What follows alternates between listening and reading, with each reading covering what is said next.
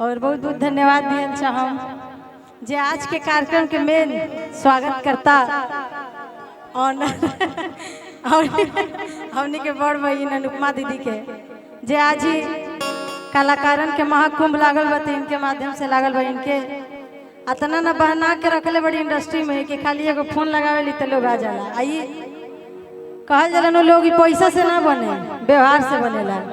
तो सबसे बड़ा बात बा कि व्यवहार निमन रहे के चाहिए, बाकी पैसा तो आवत जात रहेला हाथ के मैला ढेरे बोल देने का। और बहुत बहुत धन्यवाद दियल चाहम हमने के भैया मुकेश भैया के जौन अपन जीवन की नया शुरुआत करे जा रहा बड़े।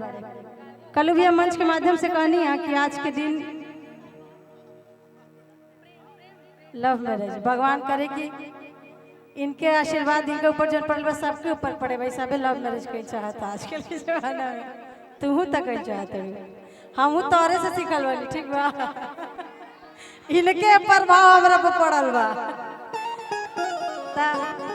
बहुत बहुत धन्यवाद रेखा भाभी के और भौजी के तो स्वागत करे खातिर हमने के आज स्पेशली बोलावल गेल बा।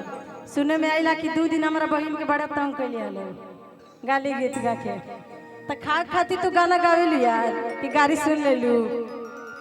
खैर अच्छा माइक ना रहे हमनियों के तो ना रही जा तो चली माहौल देख के लागत नहीं खे कि भजन के बाद लेकिन हाँ पारंपरिक सुने के बाद पारंपरिक कुछ सुना के और जौन हमने के भैया के आदेश आयल रहे कि पुलिस प्रशासन वाला तो उस सब भी गीत आप सबके बीच रखक और कुछ जौन मेन गीत हम मंगल गीत गावे खातिर बनी आ एक से एक गाड़ी जौन गाड़ी कुर्सिया वाला बड़ा बारे चला था रितेश जी। हाँ इनका के गाड़ी गावे के बकाए कि कहेलन बेसी या करेलन कम कहले हगा कि आप लोग मेरे यहाँ आइएगा खूब स्वागत हो खूब मान आदर हो आइलू तो कोई चाहो के ना पूछले गिलास शिकायत के तो भाई काम कोई नहीं बढ़े तो शिकायत आदमी करबे करी। ताई सबसे पहले चाहब एगो भैया भौजी खातिर एगो स्वागत और इ लोग के शुभकामना खातिर जौन जोड़ी भगवान इनका लोग ऐसी खुशहाल जीवन बनैले रखस। ताई जोड़ी खातिर एगो आशीर्वाद के तौर पे जौन सभी कलाकार अरे जितना भी गार्जियन आइल सब आशीर्वाद दे देवे आइल बा खाली एगो यूट्यूब वाले बाइट के छोड़ के आप भी लोग आशीर्वाद दे देवे आइल बानी जा। ताई एगो आशीर्वाद के तौर पे भैया भौजी खातिर और ओकरा बाद जैसे हमने के गार्जियन के आदेश है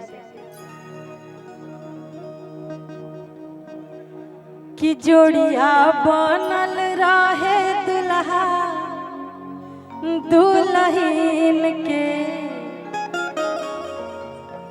समधि जी से तो भेंट हो ना हमार कि समधि समधीन के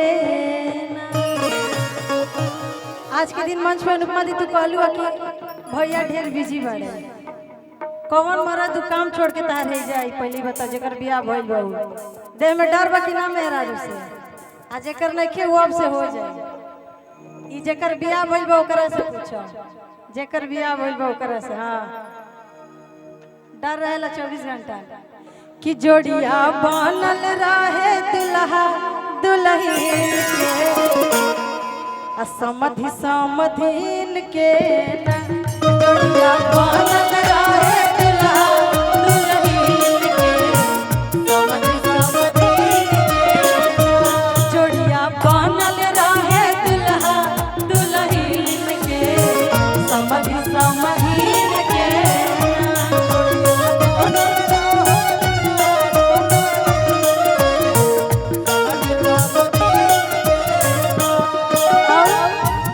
सब सजावट तो बुझाइला हो जो लास्टवा में है जो फुस फुस छोड़ता हो का भाई फायर छोड़ा चाहत रहे कैसे कहे के बाद कि और भी तमाम कलाकार मंच पे बालो हमने के बड़ भैया मोहन भैया भी बनी प्रणाम बा भैया कहाँ बनी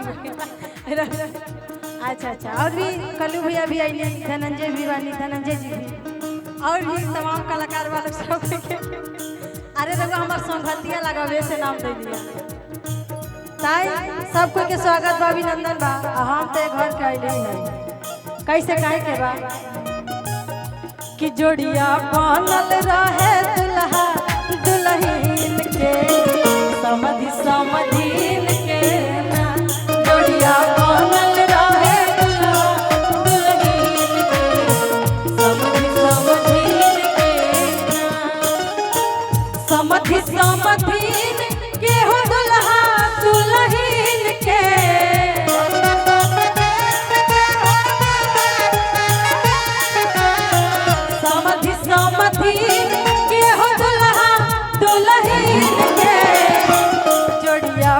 बनल रहे जोड़िया बनल रहे दुल्हा दुल्हीन के समधि समधीन के जोड़िया बनल रहे दुल्हा दुल्हीन के समधि समधीन के।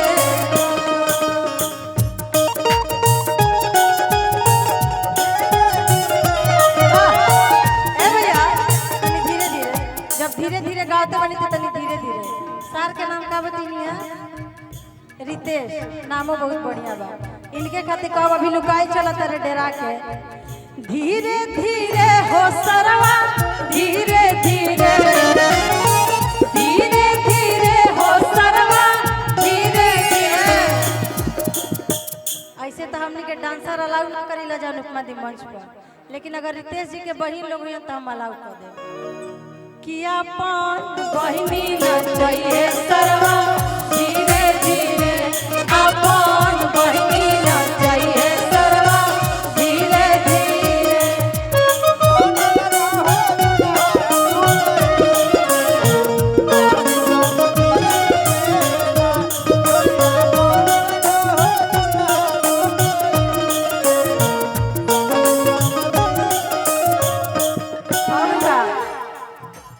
हमनी के तरफ से ये आशीर्वाद बा, हमनी के दुआ बा माता रानी से कि लोग ऐसे ही खुशहाल रहो। आई लोग के साथ साथ जैसे कहल जाला नु नैहर ससुराल बनल रहे, ये हमनी के कामना बा।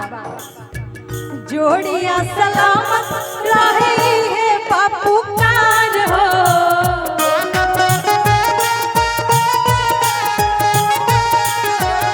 और का कुशल मंगल रहे इनकर पूरा परिवार हो।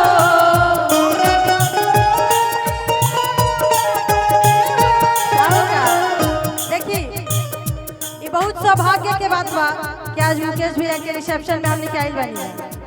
आ देखी भैया तनी धीरे, सब अपन अपन लाइन में बा भैया पैसावे खातिर सबे एंजॉय से उड़ावेला, लेकिन लक्ष्मी है हमारा आग्रह बा कि एकर इज्जत कई जाए और आशीर्वाद देवे के बाद अपन बहिनन के ऐसा आशीर्वाद दी कि ऐसे ही चमकत रहसा, निमन निमन गीत अच्छा अच्छा गीत गावत रहसा। बाकी और का चाहिए? कैसे कहे के बा? जोड़िया सलामत रहे है बापू कार हो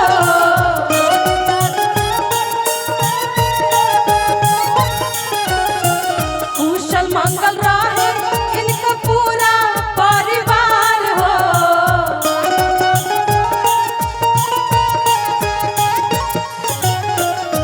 आई दुआ आई आशीर्वाद के देता है, शुभकामना के देता है कि शुभ कामना बाटे पाने के टीम से दुल्हा दुल्हीन के